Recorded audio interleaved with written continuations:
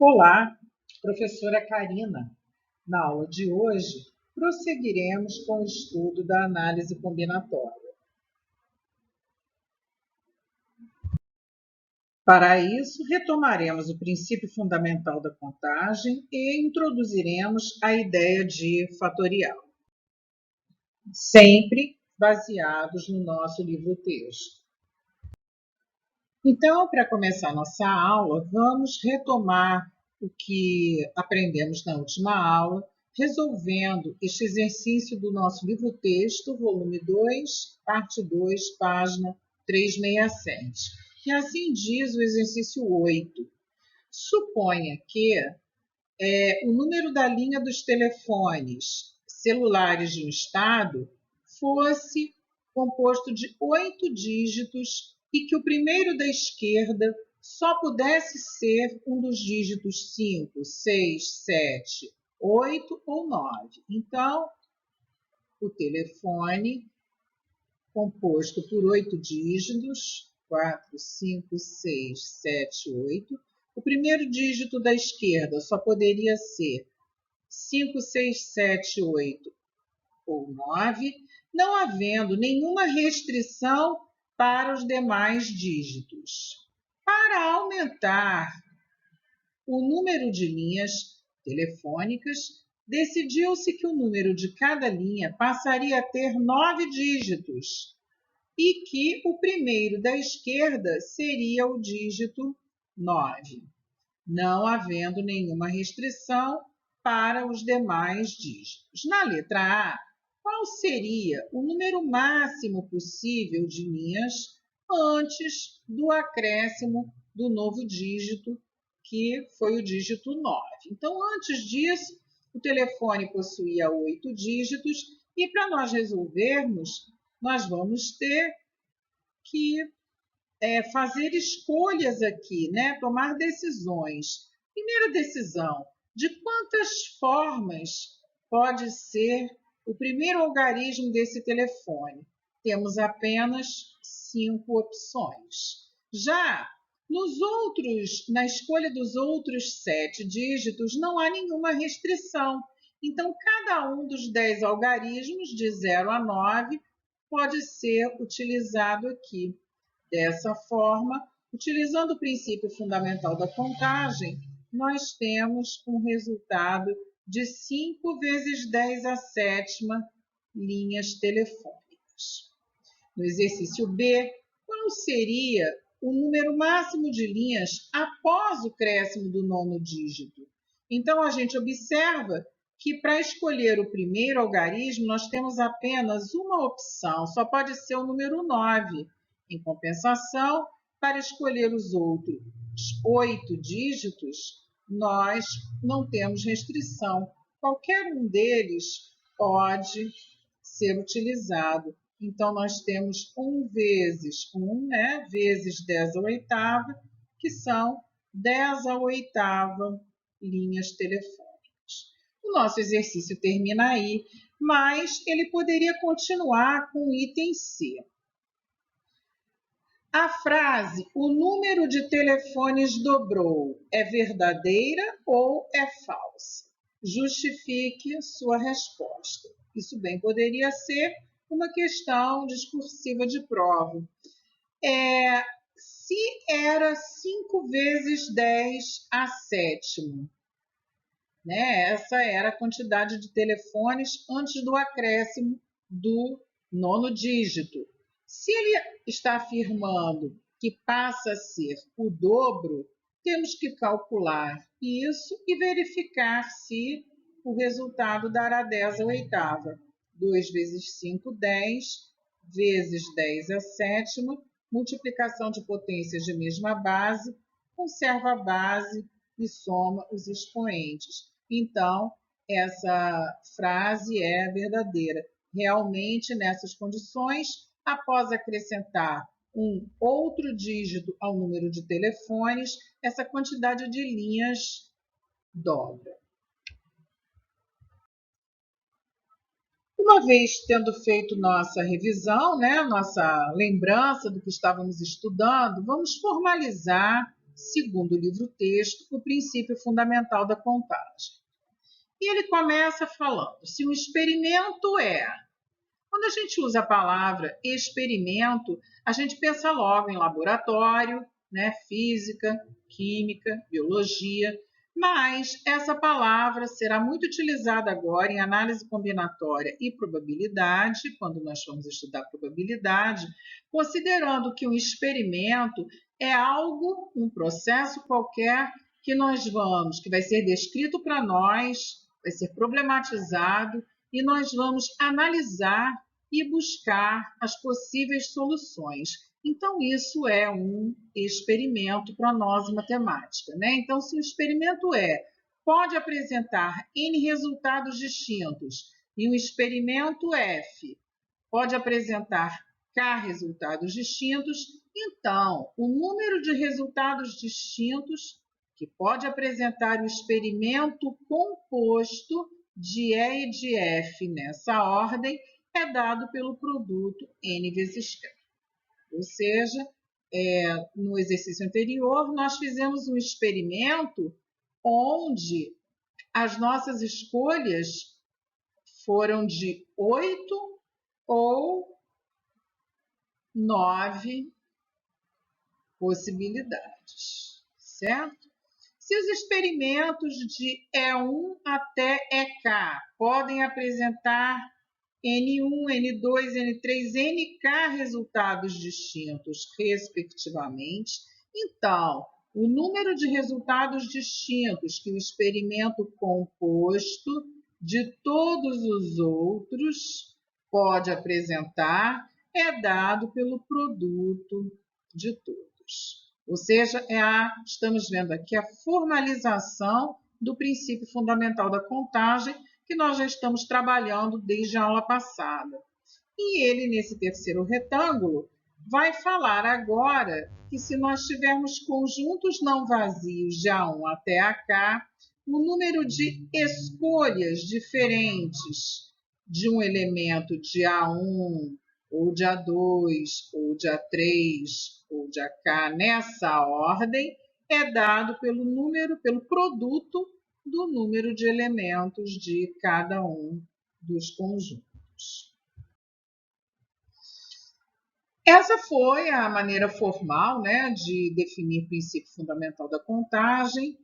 Agora eu busquei nesse site Brasil Escola, encontrei uma definição para o princípio fundamental da contagem, né, uma observação sobre ele, utilizando ideias mais profundas. Então, eu gostaria que nós prestássemos bastante atenção nisso. O princípio fundamental da contagem é o principal conceito. Então, eu gosto dessa ideia de que o princípio fundamental da contagem é um conceito ensinado na análise combinatória. É a partir dele que se desenvolveram os demais conceitos dessa área.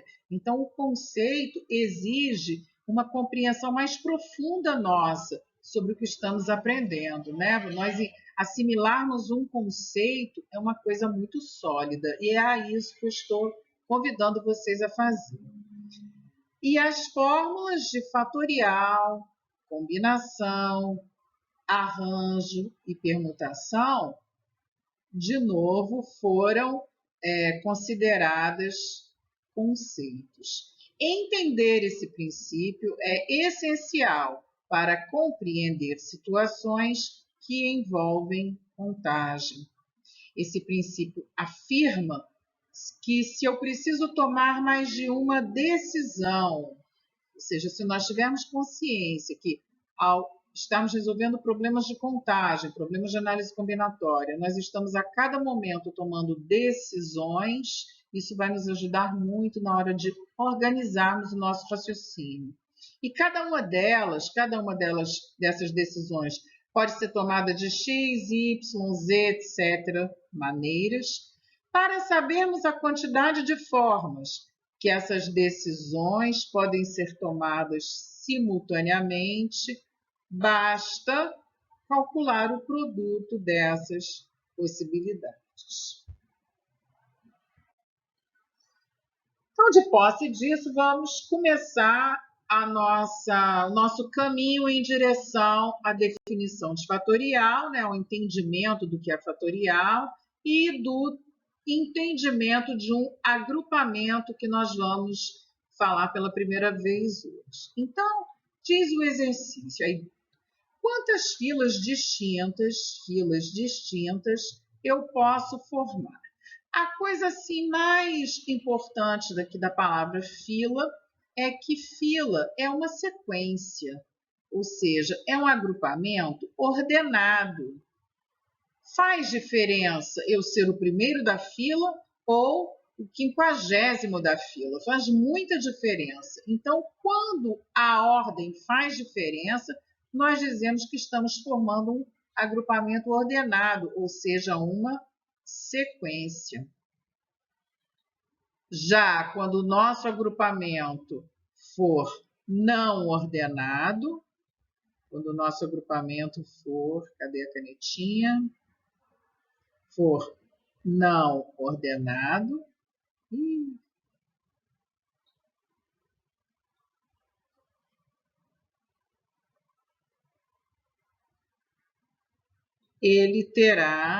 ele será um conjunto.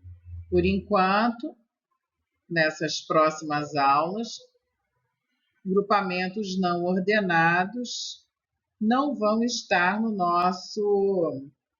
nossos exercícios, nas nossas preocupações. Inicialmente, vamos trabalhar apenas com agrupamentos ordenados. Então, se eu tenho uma pessoa e quero formar uma fila com uma pessoa, de quantas maneiras essa fila pode ser formada? Apenas uma. Ou seja, neste momento, nós não estamos precisando utilizar nenhuma técnica de análise combinatória, porque nós temos apenas uma escolha para ser feita, ou seja, uma fila com uma pessoa só pode ser feita de uma maneira. Já se nós tivermos uma fila com duas pessoas e duas pessoas nos forem oferecidas, o primeiro lugar da fila pode ser formado de duas maneiras, porque eu tenho duas opções de escolha, ou o menino ou a menina.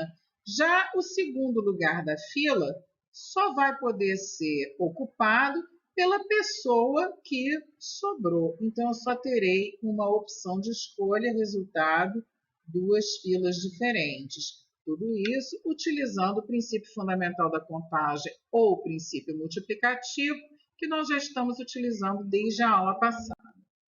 Já se forem oferecidas 3 pessoas, a menina A, a menina B e a menina C, e nós tivermos que fazer uma fila com 3 pessoas, para primeiro lugar da fila eu tenho qualquer uma das meninas, digamos que a letra B, né, a menina B tenha sido a primeira, então sobram 2 meninas, e digamos que a menina C tenha sido já utilizada, resta apenas a menina A, uma opção, num total de 6 filas distintas.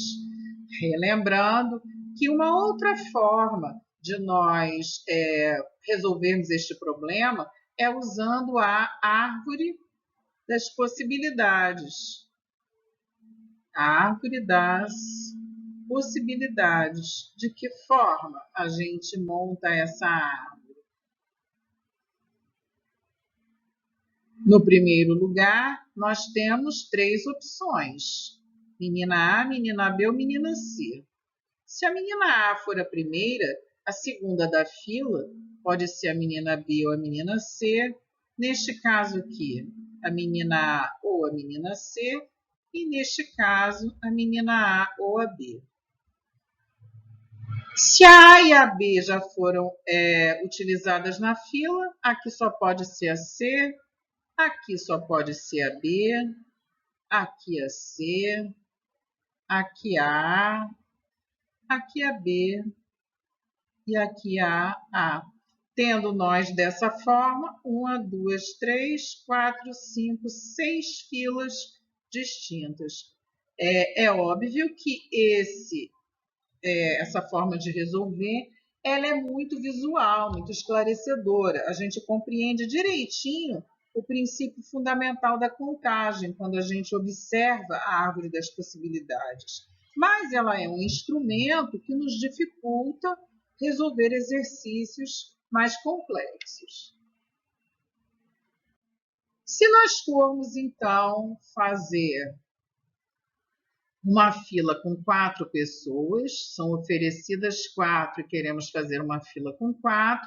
Na primeira escolha, podemos escolher de 4 maneiras. Na segunda, de 3, 2, 1, e isso vai nos dar 24. Observem agora que no primeiro exercício nós não utilizamos análise combinatória, né? Porque era apenas uma fila de uma pessoa. No segundo exercício, nós precisávamos fazer uma fila com 2 pessoas. No terceiro, uma fila com 3 pessoas. Agora, uma fila com 4 pessoas. Observem que nós estamos formando agrupamentos ordenados,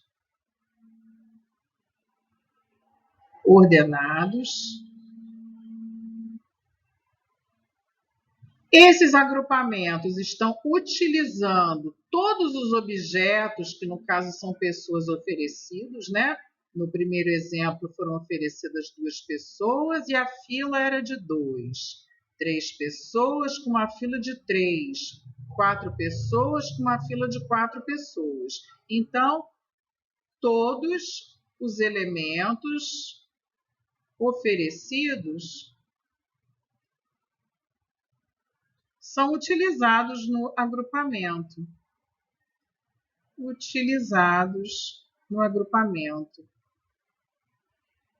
Agrupamentos dessa natureza são chamados de permutações. Isso estamos falando apenas para introduzirmos a ideia de permutação. Veremos formalmente essa ideia na próxima aula, ok? Então, observem que quando forem 5 elementos, nós já sabemos que será 5 vezes 4 vezes 3 vezes 2 vezes 1 a maneira de formar essa fila. 6 vezes 5 vezes 4 vezes 3 vezes 2 vezes 1.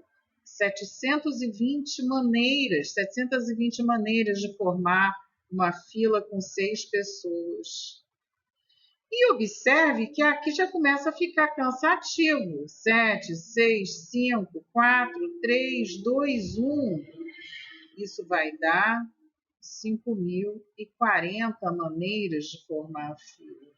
Então, para simplificar esta representação, que representação? Vamos observar o número natural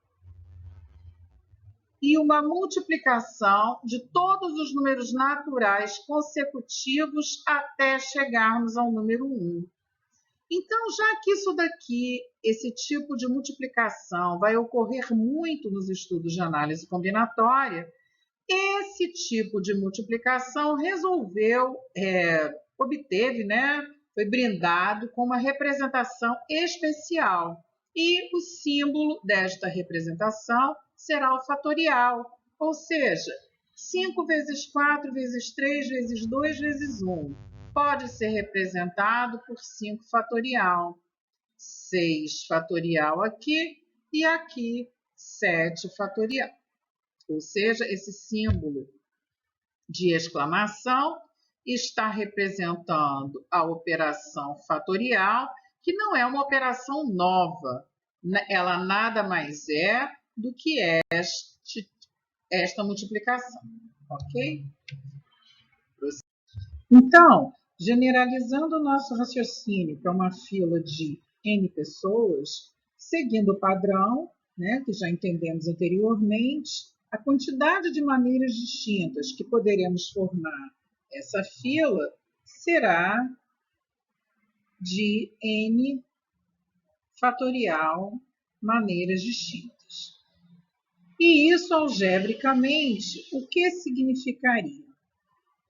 Por exemplo, vamos, baseado no 7 fatorial, que é 7 vezes 6 vezes 5 e assim sucessivamente, n fatorial seria n vezes o seu antecessor, subtrai 1, n menos 1, vezes o antecessor, 5, subtrai 1, n menos 2, vezes o antecessor, 4, subtrai 1, n menos 3. E iríamos assim até chegarmos ao fator 1. Então, prosseguiríamos dessa forma até chegarmos ao fator 1. Então, essa expressão é a expressão que simboliza n fatorial.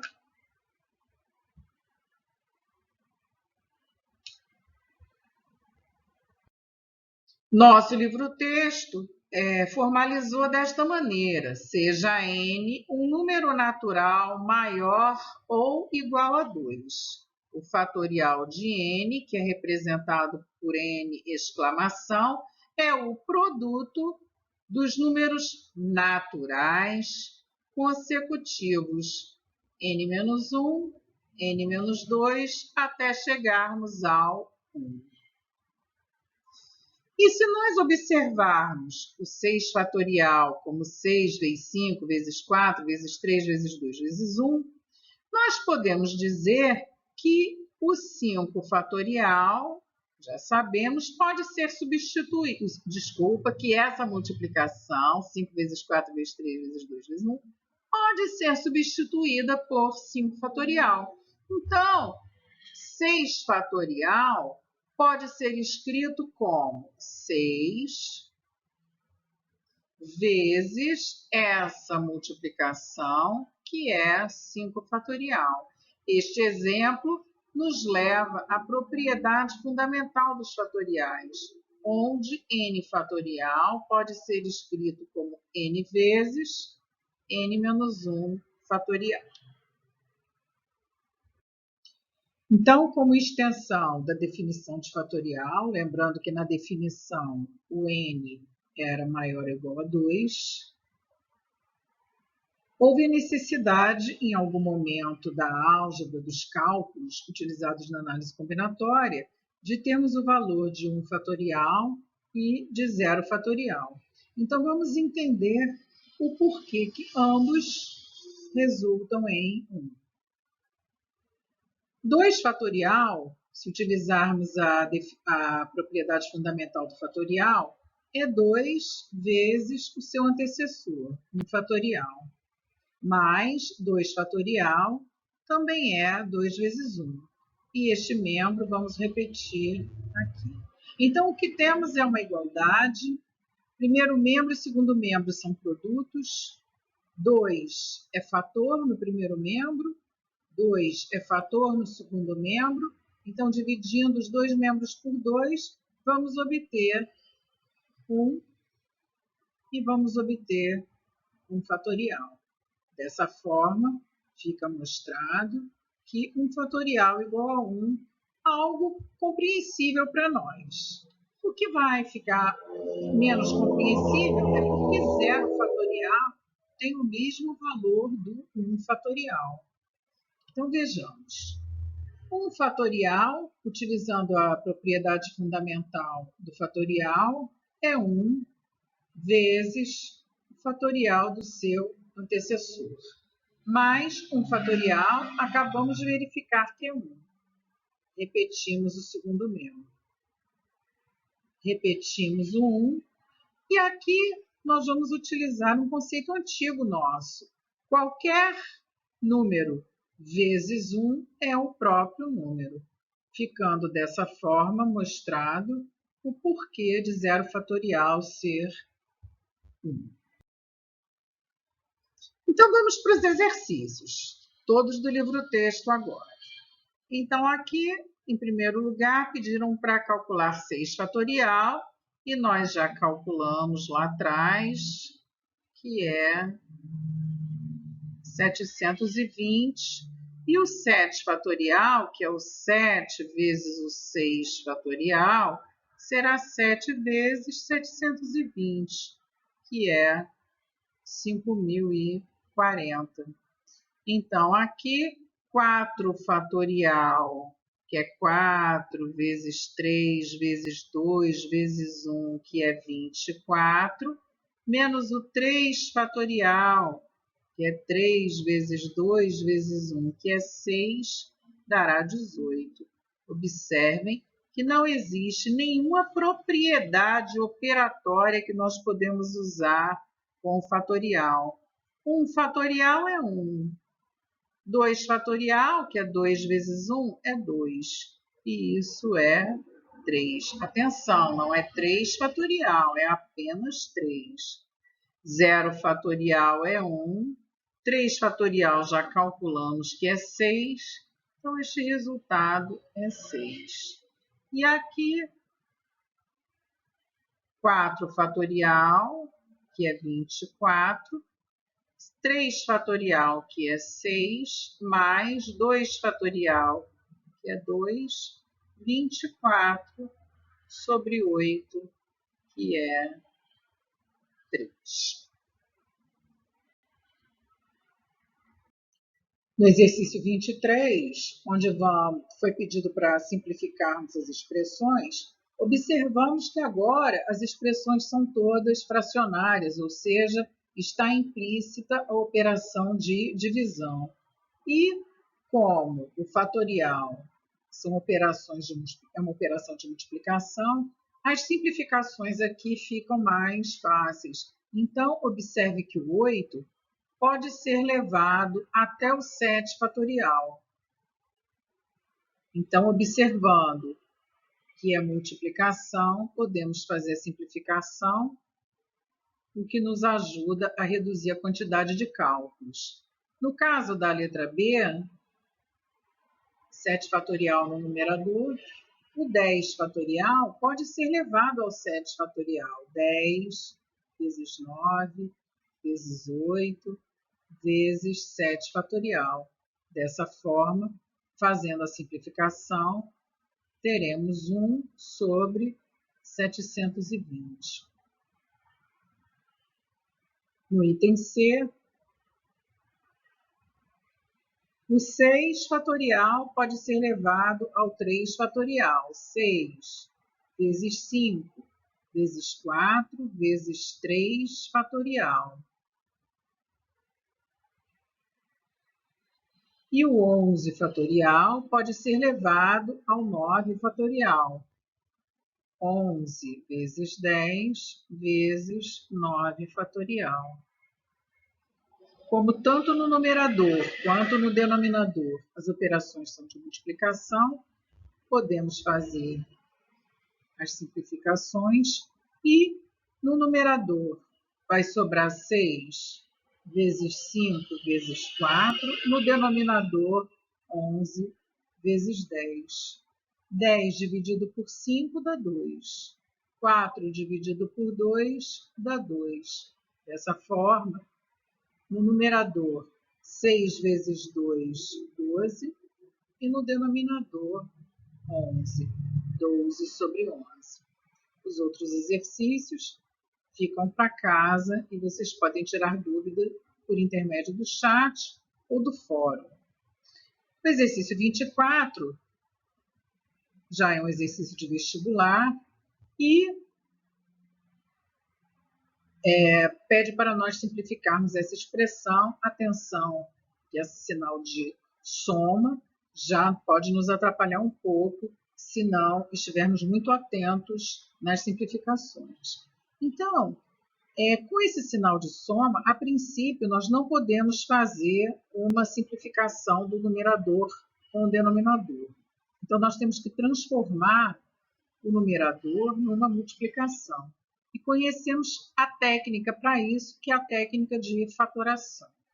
Então, desses fatoriais, o de menor valor é o n fatorial. Então, todos os outros podem ser levados a ele.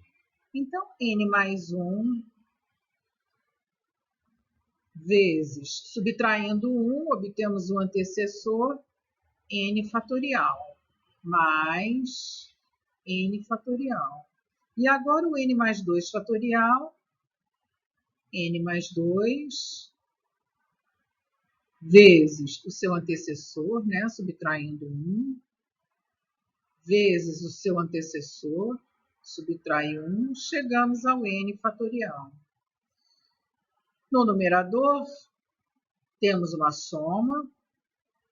Na parcela da soma, nessa primeira parcela, temos n fatorial como fator. A segunda parcela tem o n fatorial. Colocando n fatorial em evidência, ficaremos com n mais 1 mais 1. E no denominador, n mais 2 vezes n mais 1 vezes n fatorial. Então, agora no numerador, nós temos uma multiplicação. Um dos fatores dessa multiplicação é n fatorial. O denominador é uma multiplicação que também tem o fator n fatorial. Simplificamos. Permanece no numerador n mais 2 e no denominador n mais 2 vezes n mais 1. Novamente, podemos fazer a simplificação e, como resultado final, temos 1 sobre n mais 1, que é a letra B.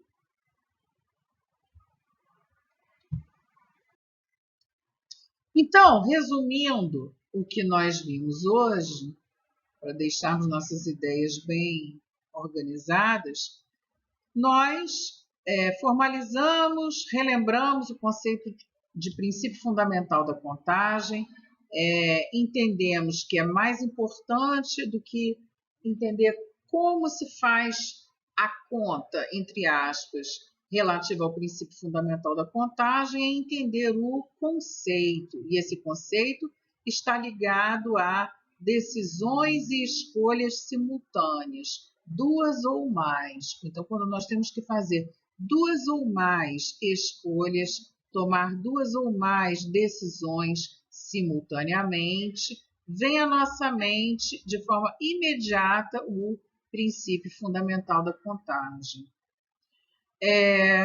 Relembramos que agrupamentos podem ser de dois tipos: agrupamentos ordenados, que são as sequências, e agrupamentos não ordenados, que são os conjuntos. Esse ano nós já trabalhamos com os dois, sequências e conjuntos. Aprendemos a simbologia de fatorial, por que ela foi utilizada, né, para facilitar os nossos cálculos, as nossas representações nos exercícios de análise combinatória, e introduzimos a ideia do que é o agrupamento permutação, que é um agrupamento ordenado, ou seja, é uma sequência, a permutação, e ela é formada de N elementos, quando são oferecidos os mesmos N elementos, ou seja, ninguém fica de fora, nenhum objeto oferecido na experiência, né, no experimento, ficará de fora do agrupamento. Esse é o conceito inicial para nós de permutação. Então, na próxima aula, nós formalizaremos a permutação, faremos exercícios e vamos também já dar a ideia informal do agrupamento ordenado chamado arranjo. Até lá!